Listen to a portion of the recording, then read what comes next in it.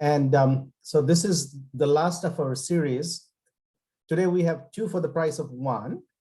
The presenters will be from NUSTARS and Formula car team. So the first, I think, NUSTARS is going up. So Nick, do you want to introduce your team? Sure thing. Hi, everyone. My name is Nick Marchuk, and I'm faculty advisor to NUSTARS. And presenting today is Brittany Taylor. She's the co-president. If you have any questions during the presentation, please put them in the chat, and I will moderate a quick discussion when Brittany's done. Take it away.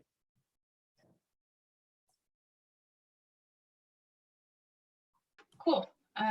So I hope you can all see my screen. As was just said, I'm Brittany Taylor. I'm currently co-president of NUSTARS, and I joined the club as a freshman and built my own rocket that year. So the next year, I then went on to teach other new members of the club how to build their own rocket and how to receive their own high-powered rocketry certification. Last year, I worked on the design and manufacturing of our competition rocket's payload. And this year, in addition to being co-president, I helped out with the design and manufacture of our active drag system for the competition rocket. So who are we as a club? NUSTARS was founded in 2012, and we had around 40 members in our first year, which is pretty impressive. And from there, we've grown to having about 70 active members, though obviously that number varies quarter to quarter based on our projects and our groups. So it's hard for us to know exactly how many members we have at any given time because NUSTARS is broken down into a couple of different sub-teams. So each of these sub-teams really just depends on student interest in that year or even in that quarter. And students can be a part of as many of the groups as they want. So a lot of people are in more than one. So this year, our groups are the NUSTARS Experimental Technology Team, the NASA Student Launch Team, and AeroNU, and Education and Certification. I'll go into more detail about those in a bit, but some of our previous teams have been the Foundation Rocketry Team, which focused on freshmen and sophomores working for more localized competition rocketry competition. RASCL, which was a research-based group, and the Near Space Exploration Team, which was affectionately known as our balloon team, because we basically used weather balloons to just launch them into the atmosphere, take videos, do experiments, collect data, that sort of thing. So to start off with, we'll start with Nset, the NUSTARS Experimental Technology Team. So the way this team works is that each quarter, the students vote on a different project to do. And this is actually the first year of us doing this style of team because we really found that it would be a good place for students to work on smaller, more technical based projects that weren't necessarily fitting well into any of our other teams. So in the winter, the project that they did was working on a solar powered Pico balloon, and they also used global tracking technology to really just make that into another step and more technologically advanced. And then spring quarter, they've started working on a CubeSat competition or CubeSat design. And what they've done so far is 3D print a heat shield and work on the design and testing of it. And this will also go into next fall and potentially more next year, where they'll work on the electronics and the launch vehicle itself. So this video is just the testing of the heat shield.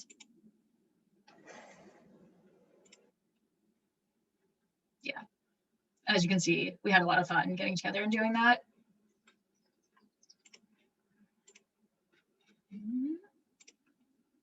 And it's not letting me advance. There we go.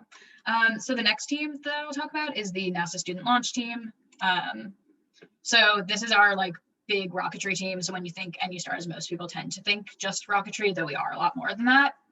And each summer, NASA releases a few competition goals for college rocketry teams to compete on and work on each year. And each April, we compete against each other in a launch that's usually in Huntsville, Alabama, where we are able to launch these rockets and really try to meet all these goals.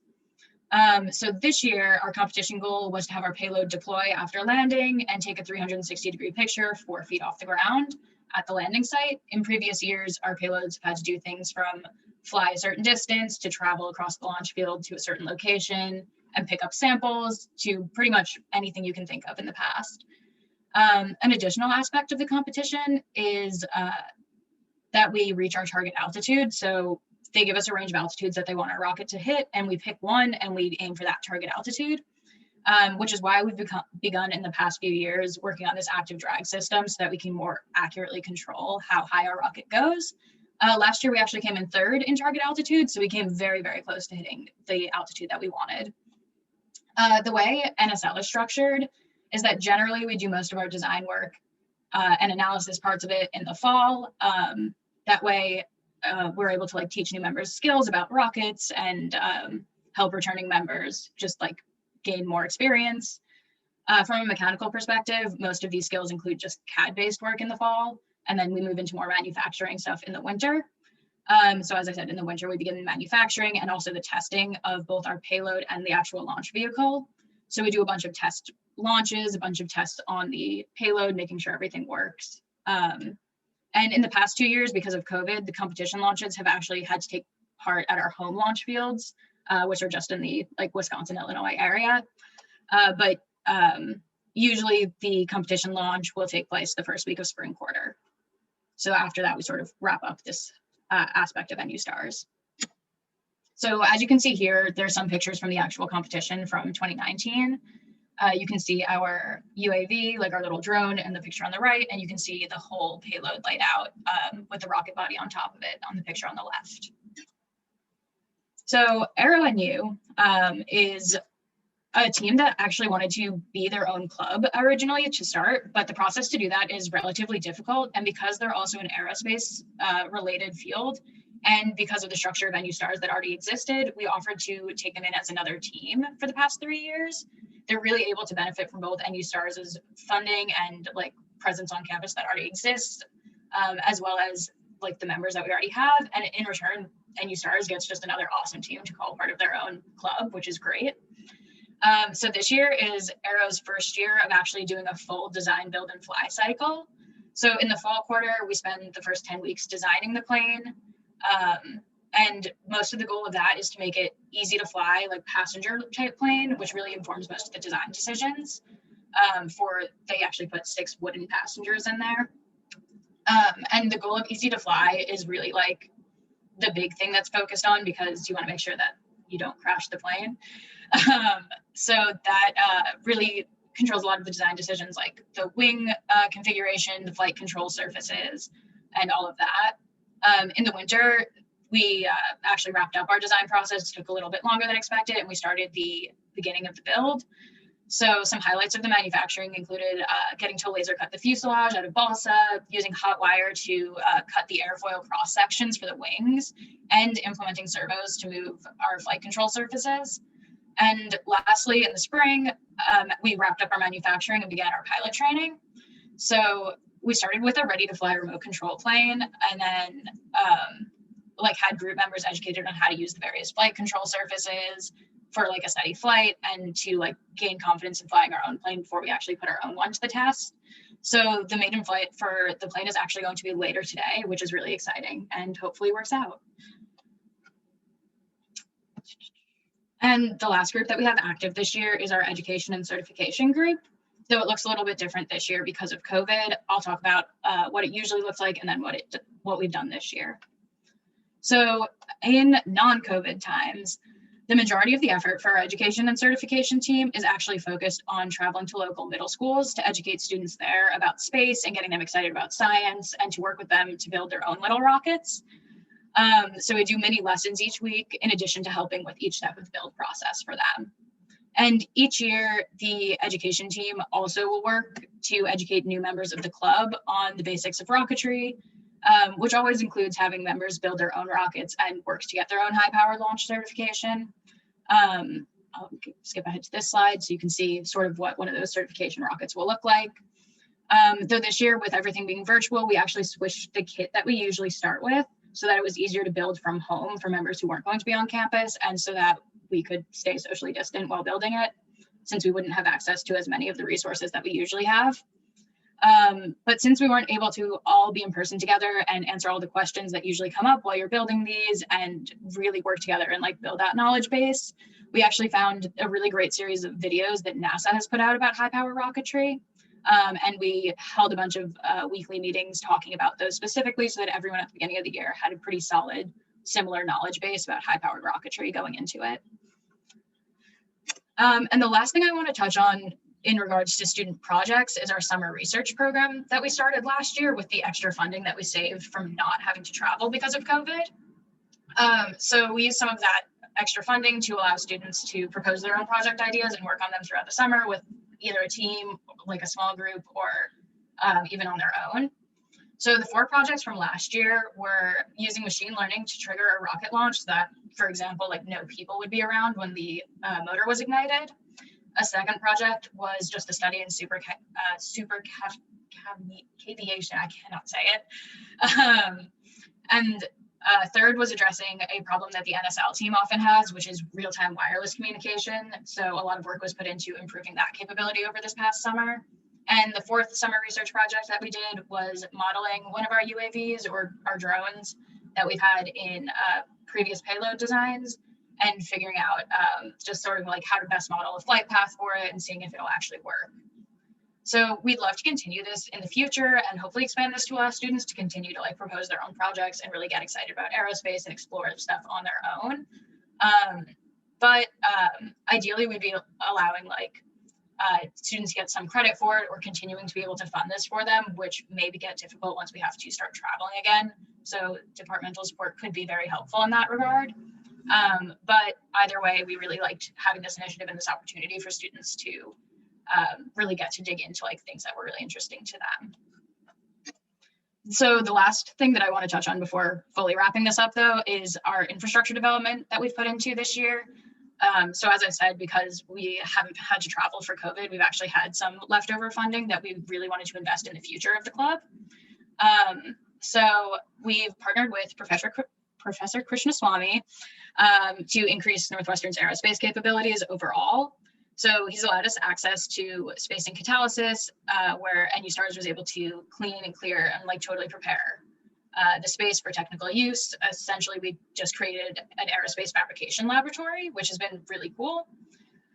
We invested over $13,000 of a Boeing grant into purchasing a large format FDM printer, a X-winder filament winder, another SLA 3D printer, and some like a large volume oven for composite curing. We also invested in our own Shipoko CNC router, a custom desktop computer, and vacuum bagging equipment for composite manufacturing. So this has allowed for NUSTARS to actually create our entire competition body, our entire competition rocket launch vehicle, and a payload totally in-house, which is the first time we've ever been able to do that. Usually we have big time delays waiting for parts that we've had to, like in the past, contract out essentially to like be shipped to us. So now also, if something does go wrong and our rocket goes ballistic and our launch vehicle is destroyed, we can much more rapidly remake that rocket, which has been very helpful in terms of like iterating on designs. So we've also kind of gone above and beyond to partner with sponsors who have been able to like aid our existing capabilities in our new space and catalysis. So we've been able to work with tooling companies and get like awesome supplies for our CNC machines in order to like be able to manufacture with a variety of materials. We've gotten enough carbon fiber filament to make our entire NSL rocket for the next 3 years, essentially. And we've really just been able, we've been really able to use all this improvement to innovate at a much higher level than like we've been able to do before, because there's a lot less of a time delay. They're also like providing our members just generally with a really unique skill set, which has been really exciting because this is not something that most students at Northwestern have access to, or most students in college in general have access to. So it's been really exciting for us to just like really get to see all these unique opportunities and like provide all these unique opportunities for the students in NUSTARS. Here are just some examples of things that we've 3D printed this year. A couple more, and some composite work that we've done. That's all I have. So yeah, thank you guys so much for listening. And as mentioned before, I'll take any questions that you guys may have. Thank Great, you, thanks. Brittany. Are there any quick questions right now, or shall we do the other presentation and then ask all the questions in the end? I have a question. I think it might help to separate them out. Sure. It's very cool to see your outreach program. How do you guys, I guess, do you guys get funding for that through the university, or, you know, just kind of left over from other things, or? No, it just comes from, like, we usually budget it out as part of our funding each year. From the university? Most of our funding comes from grants, though some from the university, so yes. Okay, so you guys get grants directly. Okay, I was curious. Thank you. Yeah. Do your grants come from cold calling, or do you use the marketing department in McCormick, or do you A know lot of how that them, works? a lot of them have been just ones that we've applied to in the past. So sometimes we do find ones just from like cold applying to things, but a lot of them are just recurring grants that we usually are able to get that originally were from like the marketing department in McCormick. Yeah, I have one quick comment, I guess. I'm really glad that that you guys were able to make these things in-house, and that kind of increases your turnaround and whatnot. I'm also glad that you're looking at building a history of this. That's one of the things that I think is going to be most valuable, so that the next cohort of students actually know what's where. And so do you have like a formal mechanism for that? I mean, like, do you say, okay, so if you're a sophomore, you can apply to join the club, and then we will put you through some training, or is it just played by ear? Yeah, this is something that NUSTARS has struggled with a bit in the past couple of years, just like transfer of knowledge, because it is rather difficult, especially right now with COVID, to get people hands-on and like knowing where things are and knowing how to do things. But we've been really working on it the past couple of years. So we've had, especially in the fall, just like making sure that we form really strong connections with the underclassmen and making sure that we're being really transparent about what we're doing at any given time, and making sure that we're inviting them to come manufacture, even if they don't necessarily feel like they should be the ones doing it themselves. So it's a little bit less of a formal system, but it is something that we've definitely been working on in the past couple of years.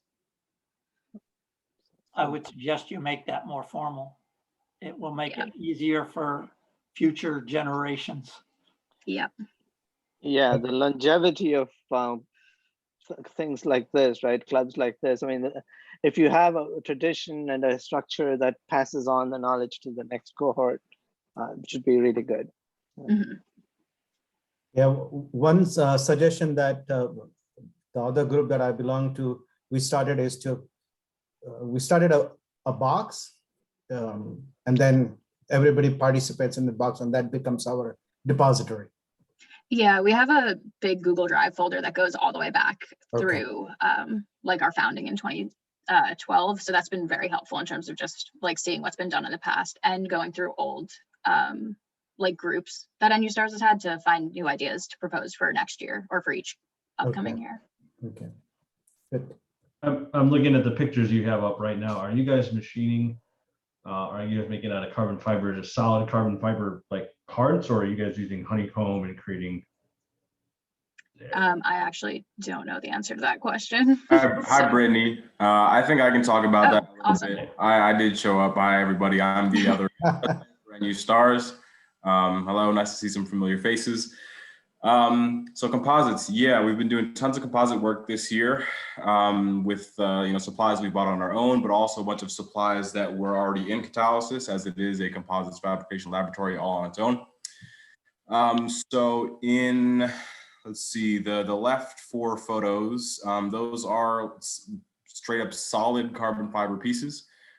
Honeycomb involved in those. There is a, if you're familiar with composites, there is a huge role of stitched fabric that we're able to utilize to build bulk quickly.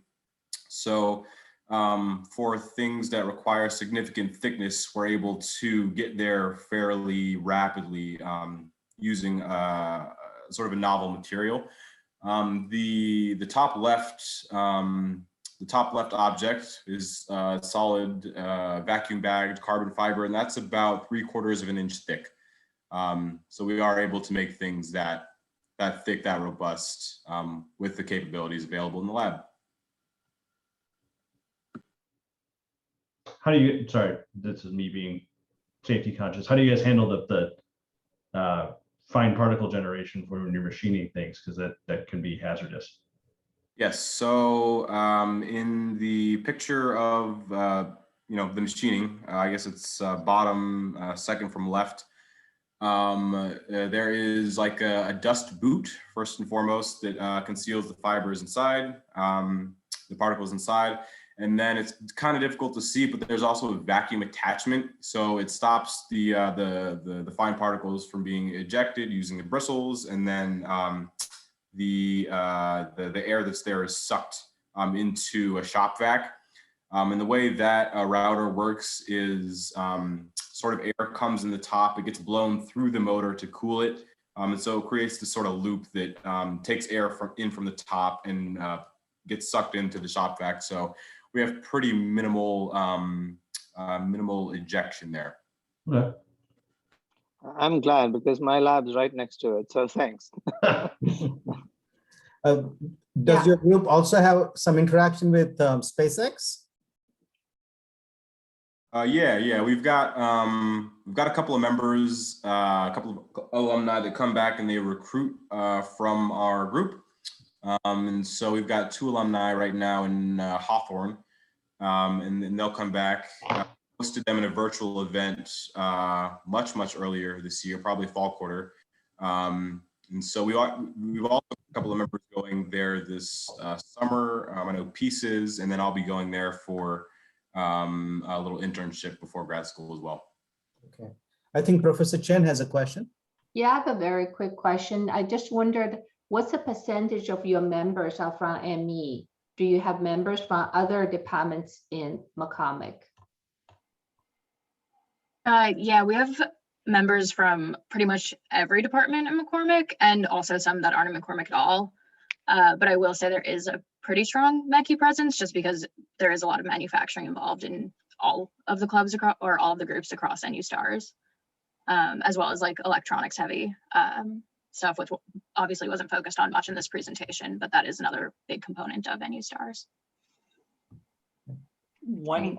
When we go back to having McCormick advisory meetings in person, I literally sit next to Ms. Shotwell, CEO of SpaceX, and know her. So if you need additional inputs on that level, I can help. Thanks. So I think now we'll move on to the next presentation, but let's thank Brittany for excellent presentation. And our next group is Formula Racing, and the faculty advisor for that group is Professor Michael Beltran. Michael, you want to introduce your team? Sure. So I actually want to introduce the Formula SAE team, who participates in the Society of Automotive Engineers Formula Racing competition. So Taylor Miyamoto Kim is going to present today. We're actually just handing off leadership positions in the team, so I'm getting to know new members of the team. But I actually participated in this club as an undergrad when I was not at Northwestern, but in about 2012, I think the team asked me to be their formula or their faculty advisor, and I've been kind of keeping an eye on them ever since. But Taylor, go ahead. Yep, awesome. And I think we'll also have Brian Hong, our project manager, will also be presenting today. Hey all, thank you for coming. We're Northwestern Formula Racing. My name is Brian. I'm the project manager, and I'm a second-year economics major. Yep. And again, I'm Taylor. I'm the chief engineer and a second-year mechanical engineering student. We are also joined by some of our leads here today who will be in the audience and can step in to answer any specific questions you may have during Q&A, and they might jump in during the presentation to help out with a couple of specific sub-team points. So our team was founded back in 2008, and at that time we just had about a dozen active members. But then in 2011, we restructured and expanded and started defining specific sub-teams. And from then on, we began to manufacture cars annually.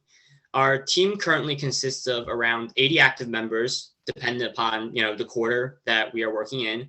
and they represent almost all departments of McCormick, as well as various colleges and schools across Northwestern. We are mainly consistent of undergraduate students, though we also have active graduate students. We spend the year designing, manufacturing, and testing our car for our FSAE competition at Michigan International Speedway, which this year will be in July. Here we compete against around 150 teams from all around the world in various events. And these events include a couple different races, such as acceleration, as well as skid pad, which tests our cornering abilities, autocross, which tests the overall speed and handling of our car, and endurance, which tests all of the above plus the reliability of the car. And of course, this is only half of the competition. We also have events like design judging, cost report, as well as the business presentation, which tests not only how well we can engineer a car, but also how well we could run the team. And speaking of the team, we'll talk next a bit about how the team is structured. Our team consists of five individual sub-teams, aerodynamics, chassis, electronics, powertrain, and suspension. Taylor will go into more detail about these sub-teams later on in the presentation. Our general meetings this year have been remote over Zoom, with one on Wednesday and one on Saturday, times which are listed. These meetings focus mainly on team education, training, as well as overall updates and presentations, as well as offering an opportunity for team members to work together on projects with their teammates afterwards. There's also one sub-team meeting per week, the time and location of which vary across the sub-teams, and that is based upon member availability and, especially this year, workspace availability and health safety. These meetings focus more on, well, letting leads update their sub-team members on their specific projects, as well as allowing sub-team members to work together on their relevant projects. These are also where our preliminary design reviews, as well as our general design reviews, occur. Yeah, so now I'll talk a little bit about the timeline of our team. So we work on a one-year build cycle, building a new car every year. Each car starts at the end of the academic year, where we begin the early preparation and planning for the upcoming year. When the fall quarter starts, the team recruits new members, begins training and the design stages of all projects. In November, the team begins manufacturing. The team then reaches a design freeze at the end of winter break to complete all manufacturing by the end of winter quarter. From this point on, the car is tested and prepared to be race ready in May. So now I'll talk a little bit more about the projects that each sub-team works on. Our aerodynamics team is responsible for all aspects of the vehicle's bodywork and wings. The team utilizes CFD to model the performance of our wings, side pods, nose cone, and under tray in order to assist in cornering. They cure fully pre-pried carbon fiber wings and panels and test them using a suite of sensors, as well as analyzing test samples. The suspension team is responsible for everything between the frame and the ground, includes parts such as our shocks, our wheel hubs, brakes, tires, everything like that, as well as includes developing the vehicle dynamics. Our design integrates a range of modeling programs and simulators to inform the geometry of the suspension and part design. Topology optimization is used to reduce mass of parts while maintaining required strength and is validated through SolidWorks FEA. Many of our design components are made by the sub-team members themselves using the machines available to us in the Ford shop, as well as outsourcing some of the more complex components, such as the uprights, which are pictured here at the bottom left. Now I'll pass it on really quickly to Chris to talk about our electronics sub-team. Yeah, so our basic foundation principle as electronics was originally just to sort of serve the powertrain team, to give them the necessary data and sensors to serve the engine. But recently, with our influx of approximately 40 new electronics members, we've had a lot of ability to sort of expand that into three main genres, which is really wiring harness design for the vehicle, which you can see here in the bottom left, where we basically design a schematic, we design out all the actual dimensions of the wires, manufacture it, and it ends up taking about 3 weeks with another week or so to validate. And then a lot of the work of the team ends up coming in the other two genres of our PCB design, which we would just call our hardware work, and then our software design, which predominantly covers C, C++, Arduino, and some amount of Python. So a lot of the skills that we really end up passing on through our PCB work is the ability to turn just an idea, because we just give someone a goal, and then they end up having to go through the process of breadboarding it, developing small test modules, and then once they have a fully working prototype on a breadboard or on a bench, then finally what we can do is we can design this full PCB, This, for example, is our DAC board. We have those manufactured by a sponsor company called Gerber Labs this year. And then once we get those in, we solder all the components in-house, we test it, and then we're able to go through a full revisioning process, since it only takes about 2 weeks for us to get one in-house. And we have obviously the whole year to develop them. This ends up passing along a lot of skills to do with Arduinos, everything to deal with various sensor types and all sorts of things with communication protocols. We then are able to pass on all sorts of skills with sorts of EMI noise, handling those protocols, and then everything to match industry standard conventions, because obviously there's a big difference between designing something that just works and then designing something that actually makes and meets a convention. We're then able to, moving more onto the software end of things, be able to get into a lot of the user experience and user implementation and design elements that a lot of times teams like this will miss.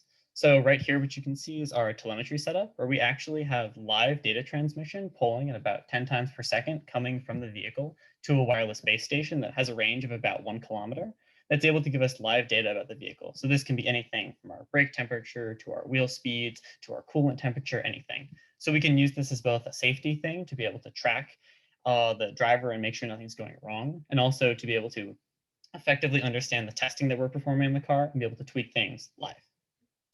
Thanks. Thanks, Chris. Yeah, so the next sub-team is the Powertrain Sub Team, which is primarily responsible for the engine and related systems. The team first models, again, all the systems and the interactions using a wide variety of manufacturing techniques to build those engine systems.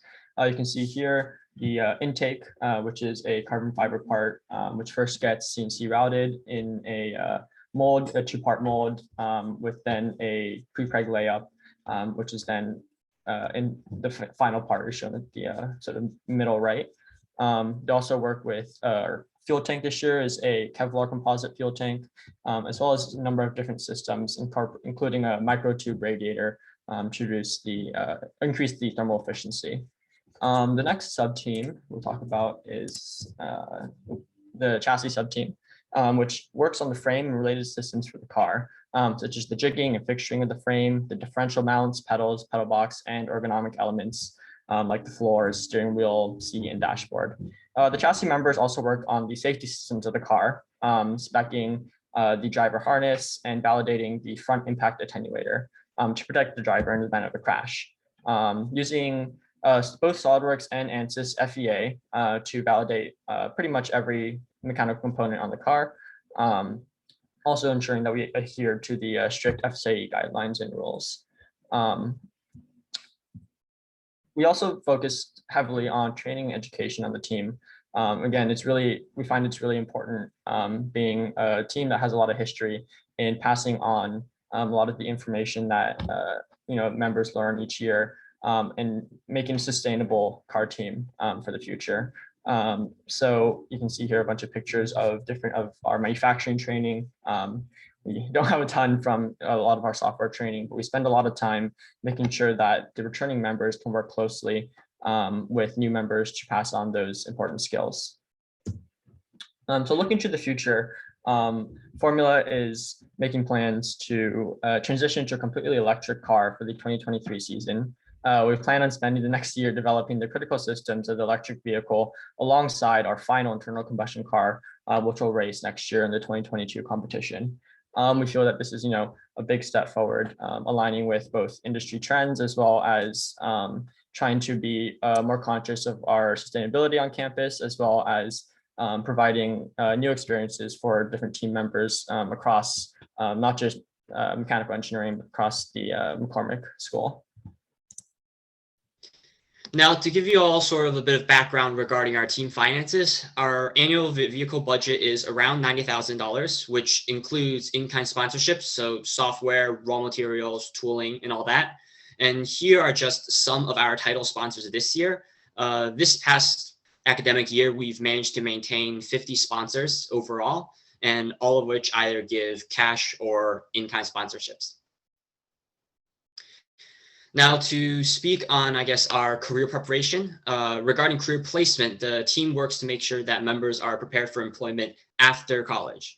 Our engineers go on to work at a wide variety of great companies, some of which you can see here, both as interns and also after they graduate.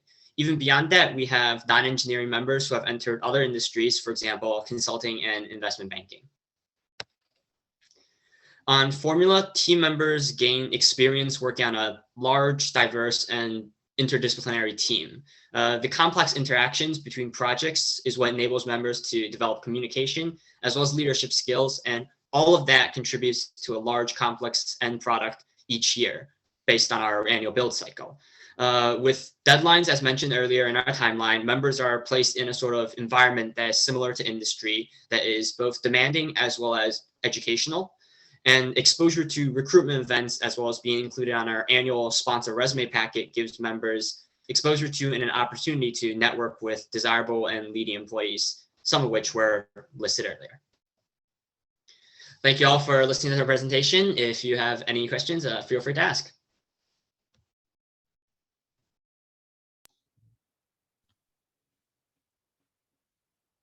It's very impressive that you have maintained contact with so many different industry sponsors.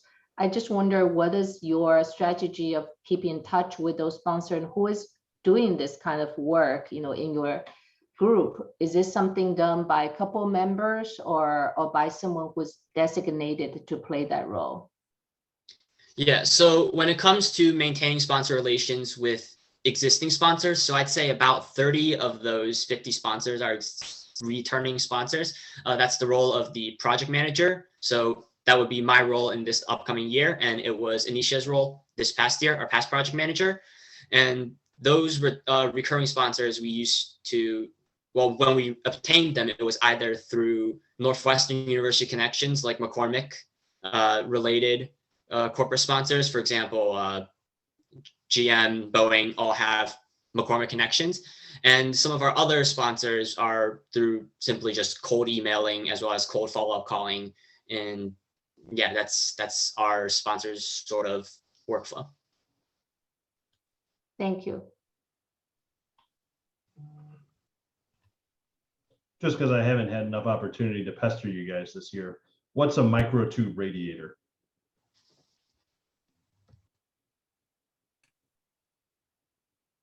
Is muted there. As opposed to having a traditional fin tube radiator like you can see on the car here, instead it incorporates a number of vertically oriented small diameter tubes. This year we had looked into specific suppliers to attain, I think it was like, I don't remember the diameter, but aluminum tubes, which ended up being cost prohibitive. So we ended up actually using stainless steel drinking straws. Ended up being the tubes that we're using. And I think we found we're able to reduce weight by about 15%, as well as reduce the packaging size, while actually increasing our thermal efficiency. So again, we're just trying to increase the surface area of our radiator through the tight packaging of those tubes, as well as having the coolant, which is just standard water running through each individual tube. Hi, Taylor. I didn't realize that I was muted before. So after the presentation, I was saying all this thing, there was no response. So good presentation. I have a question for either team. It's normal that for us to document our successes and pass that on. But when I was in industry, another effort that I initiated with our team was we not only document our successes, but also somewhere else document some of the great attempts that we did not materialize. And so I don't know if either teams, do you take also take care of that aspect also? Confess how many engines you blow up per year. Yeah, I can talk about that a little bit from the formula side. So each year, actually, we're in this stage right now. One of the biggest things at the end of the year, especially after comp, which normally is during May, is our focus on design documentation. So we actually have we have two drives, one called design and one called reference, where in the design drive, we sort of hold all of the documentation that gets developed throughout the year. And then at the end of the year, we have a completely separate drive with a completely separate set of documentation, where we have each project group sort of write up an entire document of the process they went through developing their project throughout the year, and documenting both what they did in order to have that history, as well as adding commentary and sort of little things they found throughout the year that they thought either worked, didn't work, could be improved on, in order to then help inform the design in future years. Good. From the NUSTARS perspective, we also spend a lot of time at the end of the year going over just like what we've attempted, what worked, what didn't work, and making sure that's all documented for this past year or for the next year. So pretty similar. Okay. Yeah, specifically, we've got a document, a Word doc this year called the Tome of Knowledge, that is meant to specifically jot down all sorts of different failures. Ours tend to be our most significant failures tend to be very very obvious, because when you got a big failure in a rocket, it comes down about as fast as it went up, and it explodes. And so those tend to live on in the memories of a lot of people, including the folks on the launch field when we come back the next year. But again, in official capacity, we've started to more officially document those things in the recent past.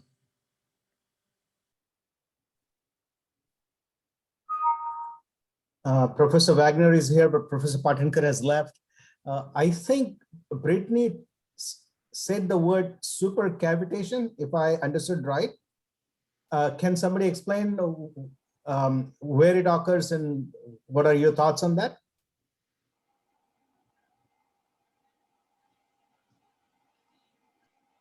Brittany, did you want to talk about that, or should I? I can sort of talk about it. Sure. Yeah, so the supercavitation was done, as I said, as just a summer project. So it doesn't necessarily come up year to year in what we do, but it does occur when a blunt body is traveling at a sufficient enough speed through like water or another medium to cause a pressure drop below the vapor pressure of that like fluid. And really why we were looking into it was because the CFD simulation kind of poorly explains this behavior. And we really wanted to just look into more details about that and just out of pure interest, like model it and study it ourselves. So yeah, Michael, do you have anything to add to that? Sure, yeah. I mean, the function of the summer research projects are sort of to give our members an outlet into areas that are less well-defined and less sort of constricted by competition guidelines. So that was more of an interest project, I suppose, with applications in torpedoes. That's the most relevant thing from a rocketry standpoint that we would run into in industry. That would be submarine launched torpedoes. Yeah, with supercavitation, control becomes an issue because you get instabilities because of that. So. Oh, sorry. Go ahead. Go ahead. I was going to say, whoever's sharing, can you go back to the presentation?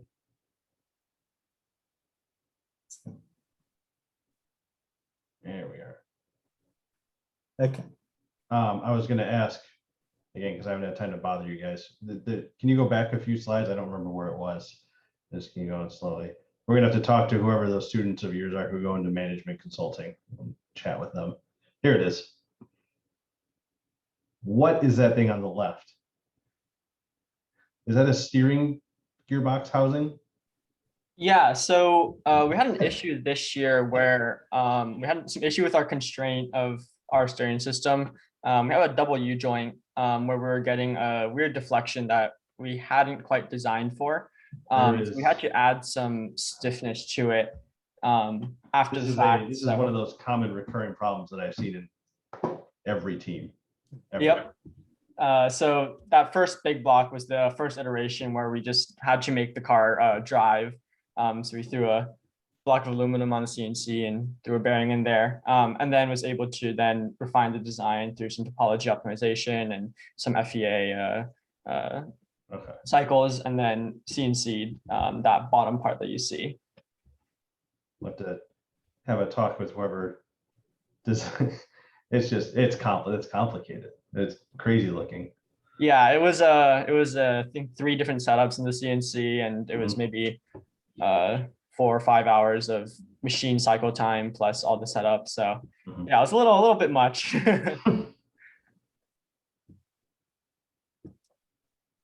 So I think sorry, go ahead. At this time, maybe I'll take a little bit of a break, do our raffle drawing of a raffle drawing for our on behalf of our department, and then come back to Q&A depending on everyone's interest.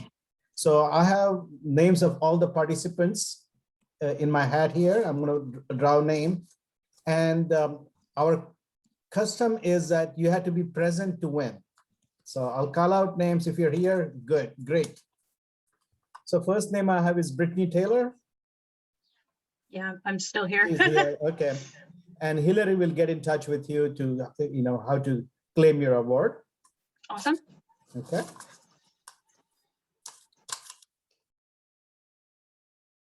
Then I have Ancient Tong. I'm here. All right. Congratulations. Thank you. Hillary, is it okay to draw one more? Since it's two presentations? Please, yeah, please do. Okay. I think it's only fair to draw two more, really. Oh, two more. Okay, I like that. That's the spirit. Okay. So next one is Yaxing Kui, C-U-I.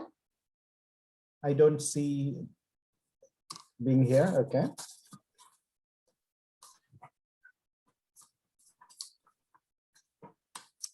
Nick Marchek. Hey, finally. Hey, finally, yeah. And now the last one.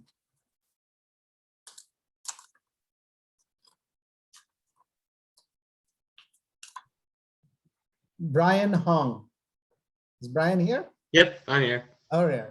So those are our winners for today. Congratulations to all of you. And we will continue our Q&A again. Yeah. I have one question for the Formula team. We have multiple vehicle-related groups in the department, right? In addition to yours, there's also Baja team, there's a solar team. Like when you make a pitch to attract members, new members, what do you say to them? Like in competing with the other car teams?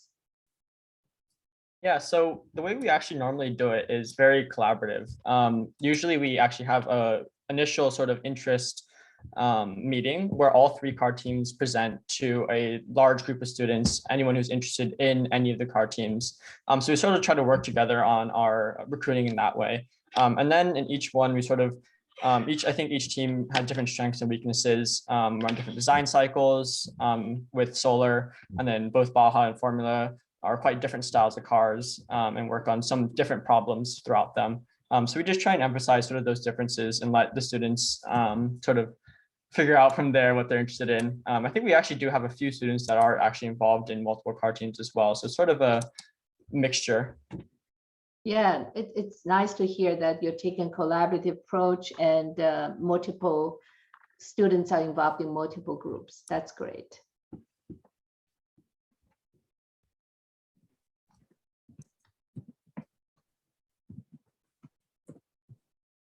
So